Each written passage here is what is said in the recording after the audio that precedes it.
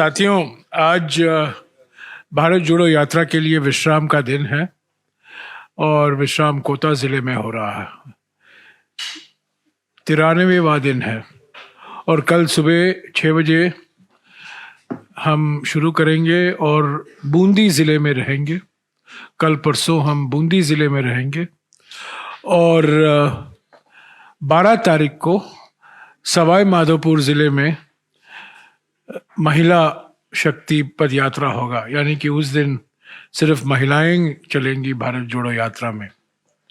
जैसा कि मैंने आपको पहले ही जानकारी दी है, 19 तारीख को अलवर में एक विशाल रैली होगा, आप सब आमंत्रित हैं। और 18 तारीख को राहुल जी का प्रेस कॉन्फ्रेंस होगा अलवर के पास। आपके एग्जैक्ट लोकेशन, आप उस जानकारी आपको मैं 1-2 दिन में दिलवा दूंगा। पर 18 तारीख 1 बजे को अलवर के पास प्रेस कॉन्फ्रेंस होगा, उनका 8वां प्रेस कॉन्फ्रेंस है और अगले दिन पब्लिक रैली होगी। अभी हम ये अनुमान लगा रहे हैं कि 24 तारीख रात को हम दिल्ली में आएंगे और 7-8 दिन हम दिल्ली में रुकेंगे और 2 या 3 तारीख को फिर से भारत जोड़ो यात्रा की शुरुआत होगी। उत्तर प्रदेश, हरियाणा, पंजाब, जम्मू और कश्मीर। ये 7-8 दिन इसलिए आवश्यक हो गया है क्योंकि हमारे जो 60 कंटेनर हैं उनकी रख रखाव होने की ज़रूरत है। मेंटेनेंस नहीं हुआ है पिछले 90 दिनों में और 1-2 और कंटेनर की ज़रूरत पड़ेगी। और जैसा कि आप जानते हैं, हम अभी विंटर के मौसम में हैं और कंटेनर में कुछ हमें व्यवस्था करनी पड़ेगी क्योंकि हम ऐसे इलाके में जाएंगे जहां तापमान 3 डिग्री, 4 डिग्री, 5 डिग्री रहेगा, तो समय लगेगा। नोएडा में इसका रख रखाव होगा, मेंटेनेंस होगा, जो कुछ काम करना है। मेरे मिसाल के तौर से कल मेरे पलंग वो टूट गया और मेरे कंटेनर में नल भी काम नहीं कर रहे थे। तो हर एक कंटेनर में ऐसी समस्याएं हैं, तो हमने सोचा एक साथ ही सभी कंटेनरों का मेंटेनेंस हो। 7-8 दिन लगेंगे और हम उम्मीद रखते हैं कि 2 तारीख या 3 तारीख, मोस्ट प्रोबेबली 3 तारीख सुबह भारत जोड़ो यात्रा की शुरुआत फिर से होगी। मैं आज आपको 2 फिल्म दिखाना चाहता हूँ। एक फिल्म जो हमने बनाई है भारत जोड़ो यात्रा के एक थीम पर। जैसा कि आप जानते हैं, भारत जोड़ो यात्रा के 3 बड़े थीम हैं। एक आर्थिक विषमताएं, दूसरा सामाजिक ध्रुवीकरण और तीसरा राजनीतिक तानाशाही। ऐसा तो देखा जाए एक रनिंग थीम है भारत जोड़ो यात्रा का पिछले 91-92 दिनों से। ये रहा है कि अनेकताओं का जश्न मनाओ ताकि हमारी एकता और मजबूत हो। यही विचारधारा प्रचार कर रहे हैं कि जब हम अनेकताओं को दबाएंगे, एकता कमजोर होगी। जब हम अनेकताओं को स्वीकारेंगे, अनेकताओं को पहचानेंगे, अनेकताओं को सम्मान देंगे और अनेकताओं का जश्न मनाएंगे, तब एकता भी साथ साथ मजबूत होगा। तो ये तो एक थीम है, बड़ा थीम है सारे भारत जोड़ो यात्रा में। तो आज मैं आपको 2 फिल्म रिलीज करा रहे हैं। एक तो महंगाई पर है, जो आर्थिक विषमताओं से जुड़ा हुआ है। आर्थिक विषमताओं के थीम में महंगाई है, बेरोजगारी है, जीएसटी है, जो अर्थव्यवस्था 1-2 पूंजीपतियों के हाथ में आ रहा है, वो भी एक थीम है। पर महंगाई को लेकर एक हमने फिल्म बनाया है जिसका हम प्रचार कर रहे हैं भारत जोड़ो यात्रा में। और दूसरा एकता के थीम में, जो जैसा कि मैंने जिक्र किया, एकता, नफरत छोड़ो, भारत जोड़ो, अनेकताओं को मनाओ, एकता को मजबूत करो, उस थीम को लेकर हमने एक छोटा फिल्म बनाया। तो आज हम ये 2 फिल्म रिलीज कर रहे हैं, आप इसको देख लीजिएगा। उसके बाद में आपके सवाल जो होंगे मैं उनका जवाब दूंगा। चलो यार, शुरू करो यार जल्दी।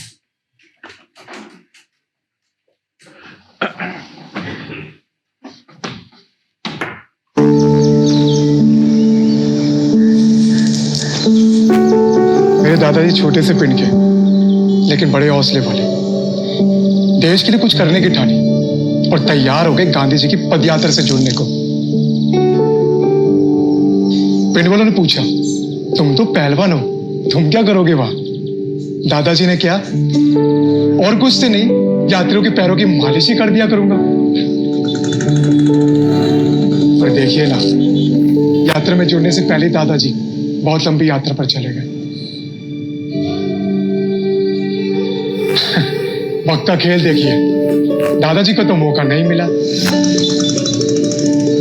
लेकिन सिंह पहलवान का डॉक्टर पोता आज देश जोड़ने की यात्रा पर जा रहा है। जब देश पुकारे तो क्यों न जुड़े। भारत जोड़ो यात्रा, कन्याकुमारी से कश्मीर तक, हर जवाब मिलने तक, भारत जुड़ने तक।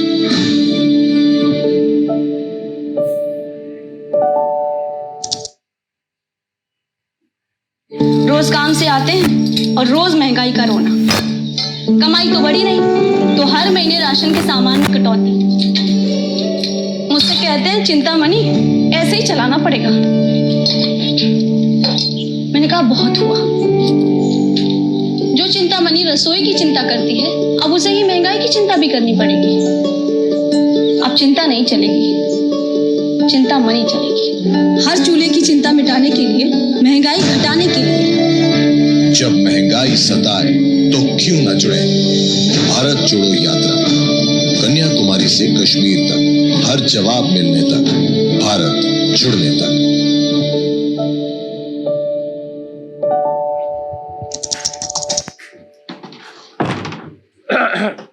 तो ये रहे हमारे 2 फिल्म, और 2 फिल्म अगले 4-5 दिनों में रिलीज करेंगे।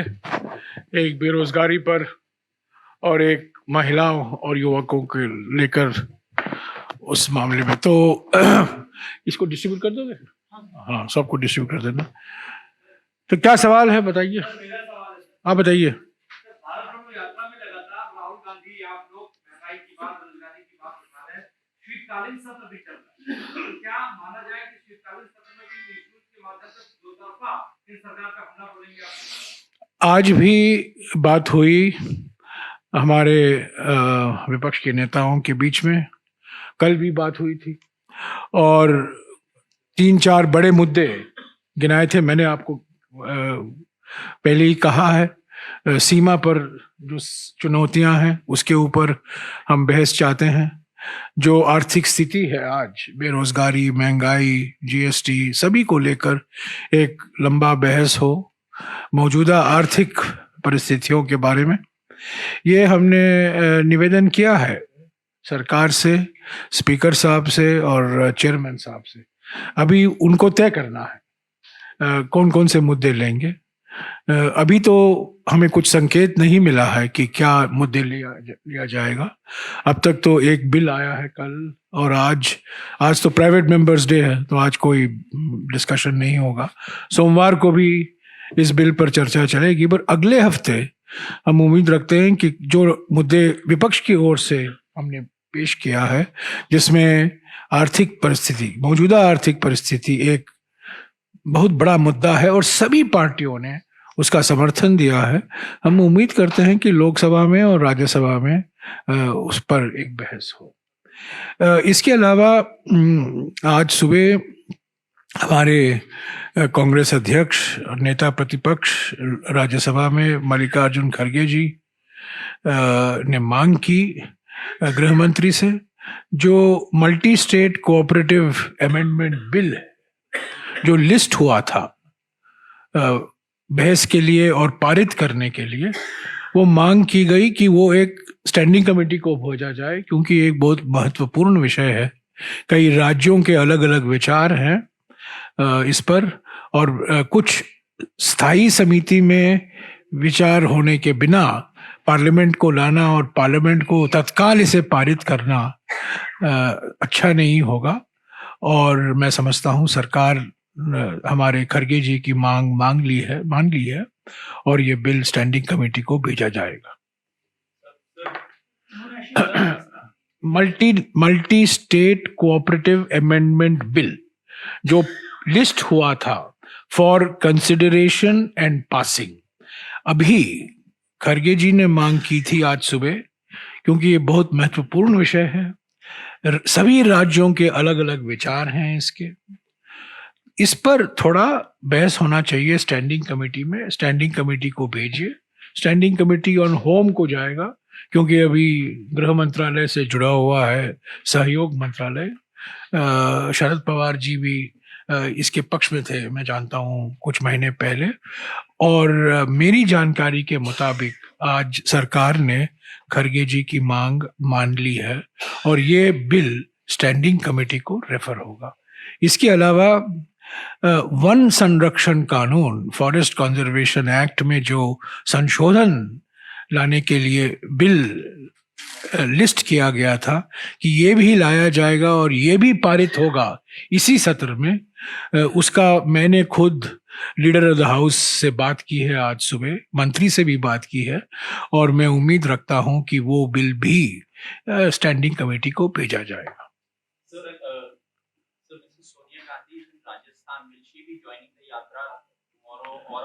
I think she is, to the best of my knowledge and information, she is celebrating her 76th birthday today. We all join, the nation joins, the Congress party certainly joins in wishing her a long life, healthy life. She's on a private holiday, and I think I have no information whether she will join tomorrow or whether she'll join on the 12th. It's possible that she will join on the 12th. It's possible, but I have no information. It's a private holiday, and I think it's best, public personalities are entitled to private moments, and I would urge you to respect the privacy of public personalities also. Sir, हाँ जी, क्या जो break लगेगा यात्रा का 24 दिसंबर के बाद, उस समय सेशन भी चल रहा है, हालांकि 24-25 नहीं, सेशन सिर्फ 25 संडे है, 26 चलेगा, 27 चलेगा, 28 चलेगा, 28 के बाद चलेगा नहीं। क्या उस दौरान राहुल गांधी जब दिल्ली में होंगे तो सत्र में हिस्सा लेंगे? और दूसरा सवाल, वास्तविक है ना, अगर वो दिल्ली में हैं तो जरूर सत्र, और सत्र चल रहा है तो वास्तविक है कि वो पार्लियामेंट में जाएंगे। पार्लियामेंट का बहिष्कार नहीं कर रहे हैं वो अभी भारत जोड़ो यात्रा में है, वो बहिष्कार नहीं कर। मैं खुद आज निकल रहा हूँ और मेरा 100% रिकॉर्ड हुआ है पिछले 18 सालों में, मैं भी कल नहीं था। तो ये कहना कि पार्लियामेंट से भाग रहे हैं, कि पार्लियामेंट नहीं जा रहे हैं, ये गलत है।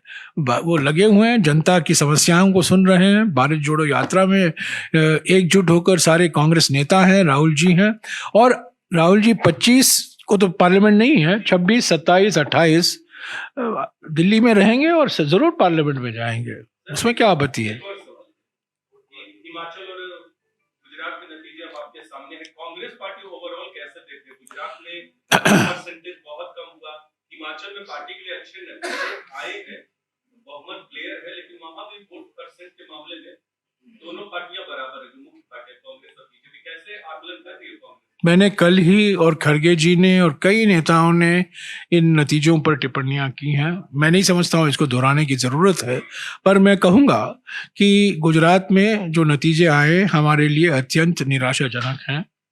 हम ये प्रदर्शन की उम्मीद नहीं थी, पर एक मिनट, या मुझे जवाब देने दीजिए। ये प्रदर्शन की हमारी उम्मीद नहीं थी। गुजरात में एक तरफ बीजेपी का अलायंस था जिसमें एमआईएम और आम आदमी पार्टी भी शामिल थे, और दूसरी तरफ कांग्रेस था।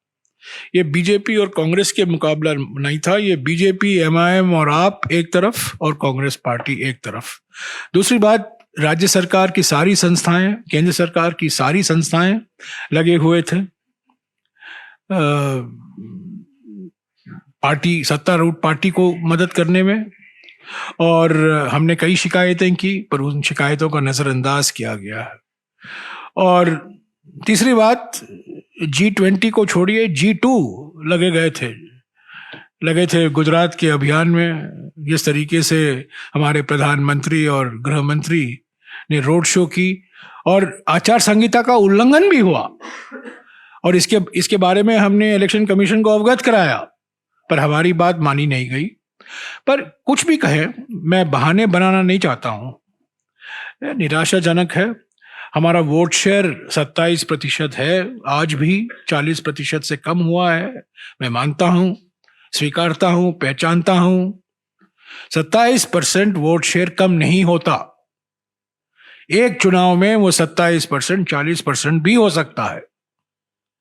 और हमें अभी वक्त है आत्मचिंतन का, नए नेतृत्व को लाने का, गुजरात में एकजुट होने का। गुजरात में जनता के मुद्दे हैं, वो चले नहीं गए हैं, और एक भय और डर का वातावरण जो पैदा किया था, उसका भी आप नतीजा देख रहे हैं इन इलेक्शन रिजल्ट में।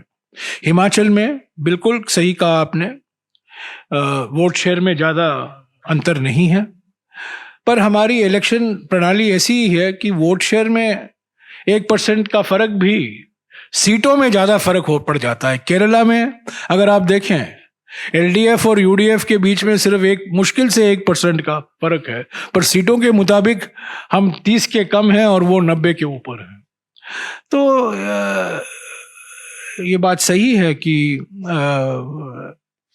वोट परसेंटेज में ज़्यादा फर्क नहीं है, पर हिमाचल भूलिए मत कि प्रधानमंत्री ने 10 रैलियां की, हाई वोल्टेज उनका कैंपेन था। ऐसा नहीं है कि उन्होंने हिमाचल को साइड में रखा और सिर्फ गुजरात पर ही उन्होंने फोकस किया। पहले इसीलिए तो गुजरात और हिमाचल डीलिंक हुए, नहीं तो एक साथ चुनाव होना चाहिए था कानून के मुताबिक, कन्वेंशन के मुताबिक। पर पहले प्रधानमंत्री हिमाचल गए, हिमाचल में प्रचार की, उसके बाद एक गैप आया, गुजरात गए।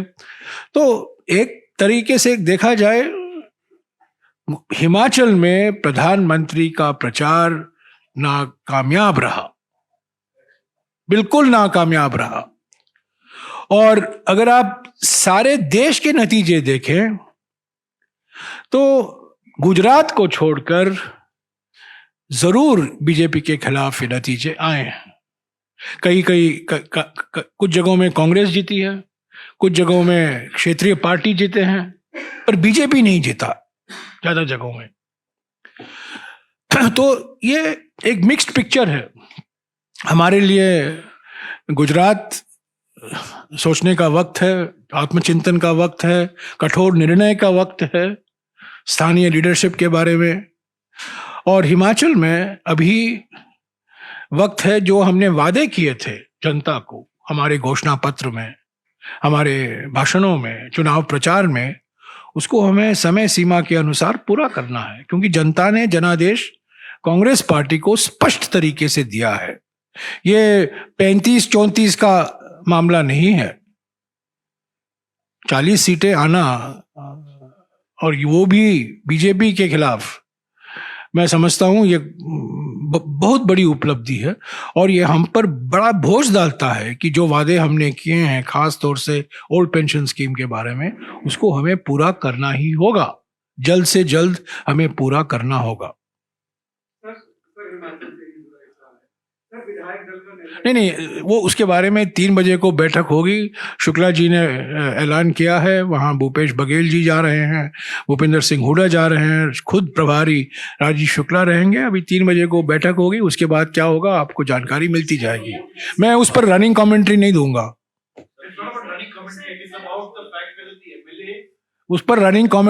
दूंगा, बिल्कुल स्पष्ट है। 3 बजे को सभी नए चुने हुए एमएलए को बुलाया गया है, बातचीत होगी।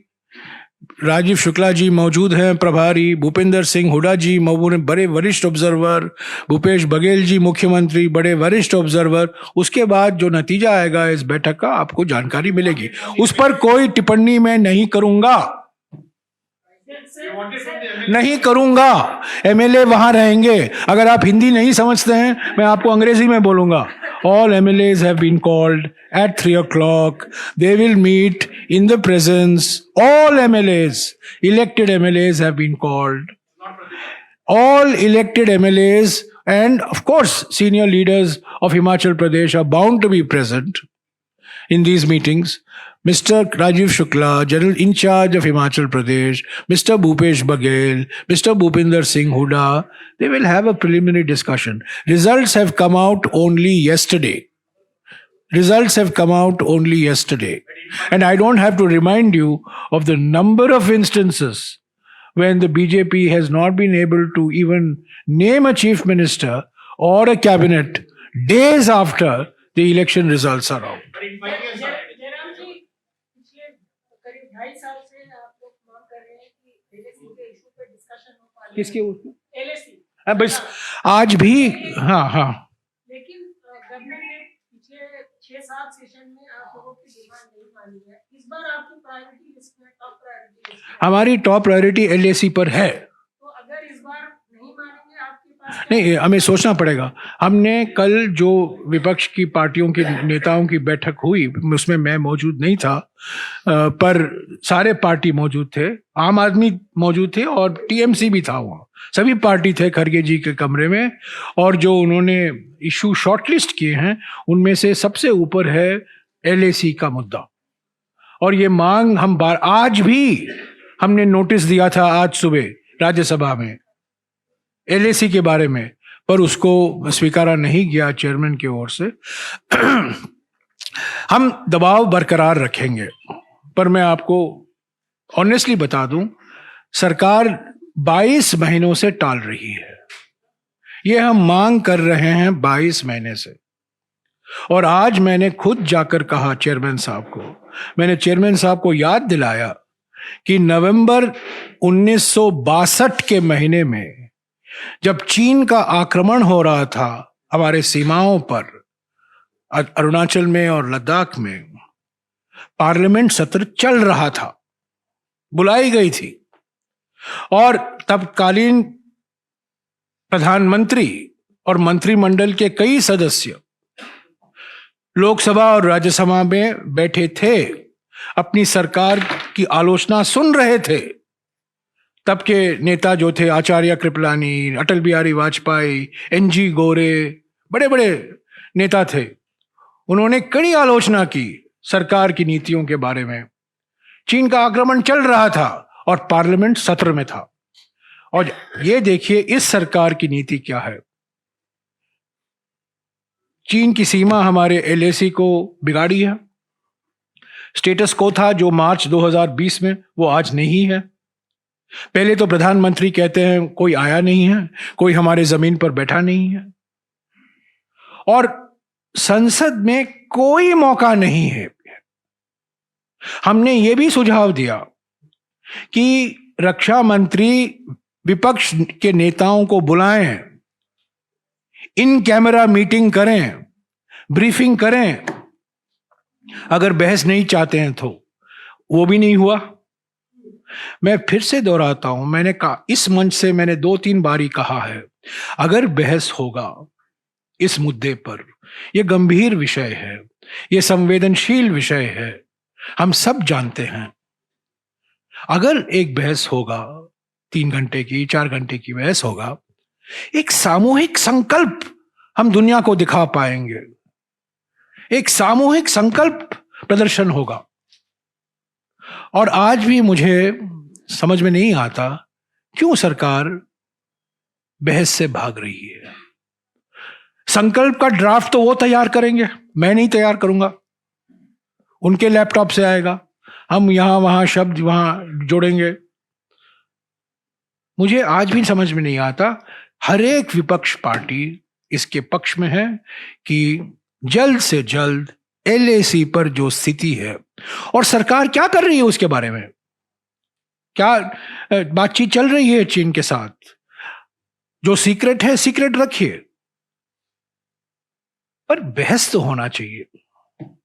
ये देश के साथ धोखा हो रहा है इस विषय पर।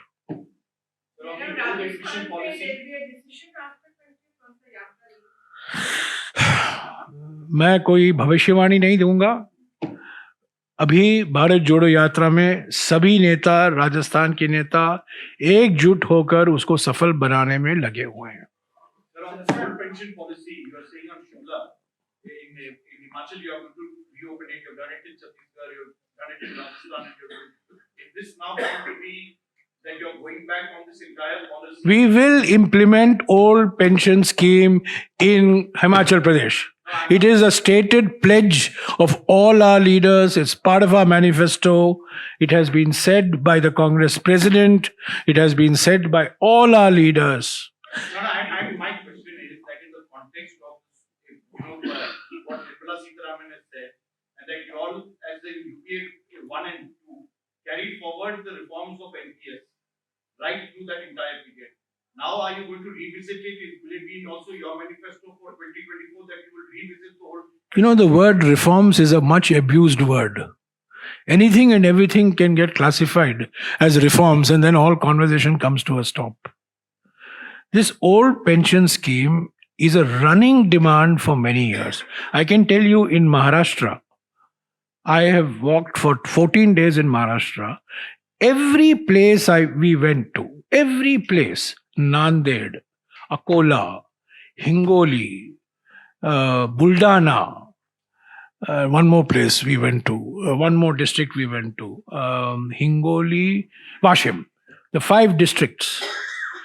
The running theme in all these 5 districts was the old pension scheme. One of the themes. There were other themes also. One of the themes was the old pension scheme.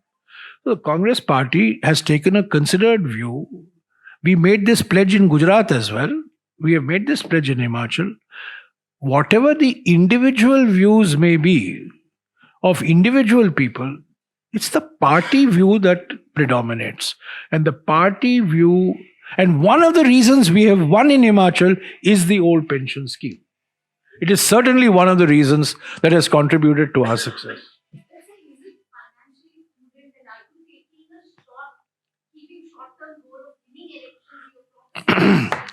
What is socially desirable overtakes what is financially prudent. We have to find the resources. Was Mahatma Gandhi Narega financially prudent?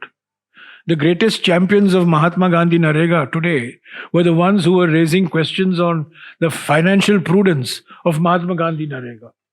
Today, the greatest champions of the National Food Security Act were raising questions on the financial prudence of the National Food Security Act.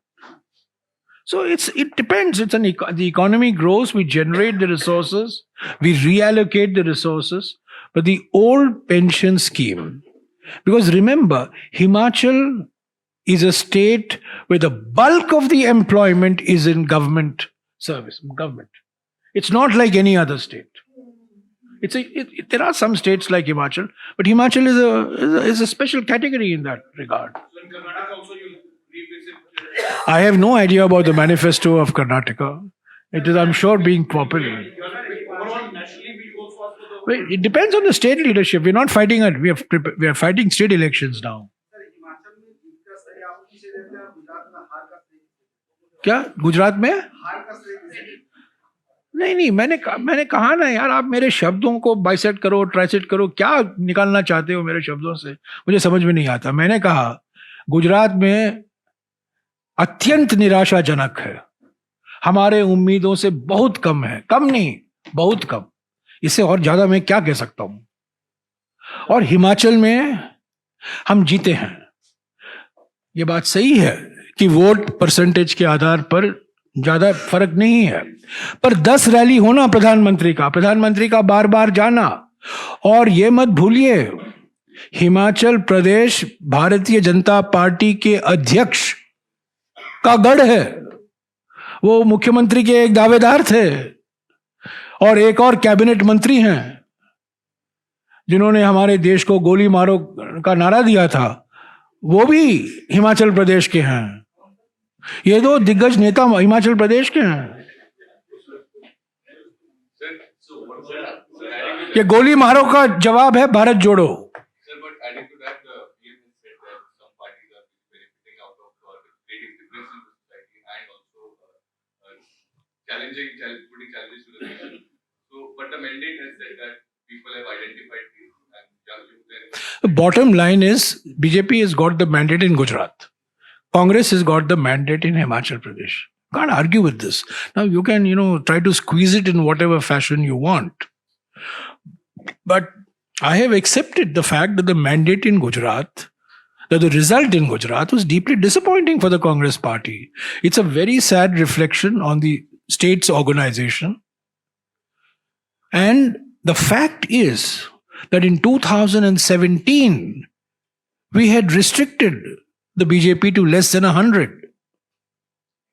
It was a major victory in 2017 for the Congress party. But, wait a minute. Let's also have a sense of history on Gujarat. In 1980, we got 141 seats. And with 141 seats in 1985, we got 149 seats. So, okay, they've got more than 149. But some of my friends in the media have just lost all sense of history. Historic, unprecedented, revolutionary. You forget 141 in 1980. You forget 149 in 1985. And I forget the other years. I'm talking of the years in which we have got the mandate over 140. So let's have a sense of perspective. The BJP has won handsomely in Gujarat. It has lost, I would say, it has lost miserably in Himachal, given the campaign that the Prime Minister and Mr. Nadda personally did, and Mr. Anurag Thakur. All three of them have contributed to their defeat in Himachal Pradesh. मैंने आपको कहा ना, पहली कारण मैंने आपको बताया, गुजरात में चुनाव कांग्रेस और बीजेपी के खिलाफ नहीं थी. कांग्रेस एक तरफ, आम आदमी पार्टी एमआईएम और बीजेपी एक तरफ. आम आदमी पार्टी और एमआईएम गुजरात में कांग्रेस बीजेपी के इनफॉर्मल घटक दल थे. कुछ फॉर्मल घटक दल होते हैं, कुछ इनफॉर्मल घटक दल भी होते हैं. ये गुजरात में ये इनफॉर्मल घटक दल है. और ओवैसी की भूमिका हमारे राजनीति में अभी साफ हो गई है. किसी भी राज्य में कांग्रेस का वोट काटो और वो सीधा बीजेपी के प्रोत्साहन से कांग्रेस का वोट काटते हैं. बिहार में काटा है, महाराष्ट्र में काटा है, यूपी में काटा है और अभी गुजरात में काटा है. अभी भारत जोड़ो यार, गुजरात हो गया, हिमाचल हो गया. मोदी, नड्डा और अनुराग ठाकुर इनका हार है हिमाचल में. तो वैसे गुजरात में आपकी हार के कौन-कौन जिम्मेदार? मैंने कहा, साफ कहा, हमारे लोकल लीडरशिप में बहुत कमियां रही. हमारे प्रचार में कमियां जरूर दिखाई दी. पर मैं एक बात कह दूं, ये एक संदर्भ में हुआ है. एक डर और भय का वातावरण पैदा किया गुजरात में. कई लोग वोट नहीं दे पाए, वोटर सप्रेशन हुआ. और जो लोग हमेशा कांग्रेस को वोट दिया करते थे, या वोट देने नहीं आए, या वोट एमआईएम या आम आदमी पार्टी को दिया. ये भी सही है. तो इसीलिए मैंने कहा कि ये दो पार्टियां बीजेपी के इशारे से गुजरात के चुनाव लड़ रहे थे. नहीं, बिल्कुल नहीं, बिल्कुल नहीं, बिल्कुल नहीं, बिल्कुल नहीं, बिल्कुल नहीं, बिल्कुल नहीं. भारत जोड़ो यात्रा अलग है, ये चुनाव अलग है. चुनाव में जो चुनावी प्रक्रिया होती है, ये राष्ट्रीय चुनाव नहीं है. ये बात एक चीज समझिए, ये विधानसभा के लिए, और विधानसभा के लिए कितना भी प्रचार केंद्रीय नेता करें, केंद्रीय व्यक्ति करें, अल्टीमेटली लोग स्थानीय लीडरशिप को देखते हैं. और गुजरात में कमियां रही हैं और उसको हमें देखना पड़ेगा, सुधारना पड़ेगा. क्योंकि 2017 के चुनाव को अगर आप देखें, कांग्रेस का प्रदर्शन शानदार प्रदर्शन था. अगर हम सूरत में अच्छे करते, हमारी सरकार भी बन जाती 2017 में. 2017 और 2022 के बीच में जो कमजोरियां आई हैं, हमें उस पर गहरा चिंतन करना है, उसकी समीक्षा करना है. पर 27% वोट शेयर से वापस 38 या 40% आना एक चुनावी कार्यकाल में हो सकता है। 10-15 साल नहीं लगते हैं, 10-15 साल लगते हैं 10% से 35% जाना, पर 27% से 38% या 40% जाना आप 5 साल में कर सकते हो। और मैं आज भी कहता हूं, अगले चुनाव में आप देखेंगे हमारा वोट शेयर वापस 40% आएगा। सर आपने बोला था कि राहुल की यात्रा जो है दिल्ली में 2 दिन रहेगी, 43 किलोमीटर।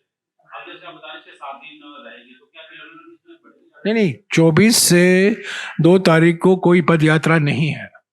24 से 2 तारीख को भारत यात्री अपने घर जाएंगे, मैं भी अपना घर जाऊंगा, राहुल जी अपने घर जाएंगे, सब लोग अपने अपने घर जाएंगे। 2 तारीख को अभी हम एक्सपेक्टेशन, हम अनुमान है कि हम 2 तारीख को वापस शुरू करेंगे, चलना शुरू वापस शुरू। 24 रात से 2 सुबह तक भारत जोड़ो यात्रा रहेगी, पर हम चलेंगे नहीं।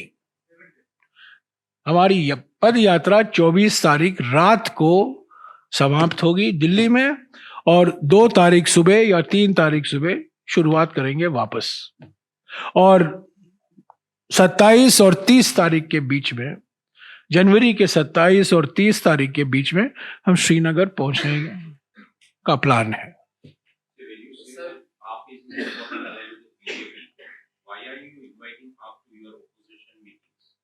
We sent an invitation. Sometimes we sent an invitation. They are an opposition party. They have never attended our meetings. Yesterday was the first time they attended our meeting. Previous sessions they have not attended. TMC has not attended previous. This question should not be asked of me. It should be asked of them. No, they've been attending, sir. No, they have not been attending. Pegasus they came. Yeah, I am the one who organizes the meeting. I should know a little better than you know who comes and who doesn't come. Pegasus they didn't come. Pegasus they may have come, but they have not come on a sustained basis. In Constitution Club, they never came to Mr. Mallikarjun Kharge. They came to Constitution Club. They did not come to room number 43, Parliament House. Yesterday, they came to room number 43, Parliament House. In Pegasus they came. Yeah, they may have come for an odd issue here and there, but they have never coordinated on the floor. But yesterday was, you should ask them, don't ask me. Or day before yesterday, you should ask them. Oh, yesterday Singhvi's speech. हाँ जी, हो गया? यार ये सब arithmetic बाद में करेंगे। मोटी बात यह है कि गुजरात ने आम आदमी पार्टी MIM ने बीजेपी को मदद की है कांग्रेस को हराने के लिए। कितने सीट हम हारे हैं, कितना वोट शेयर कम हुआ है, इसका आंकलन बाद में करेंगे।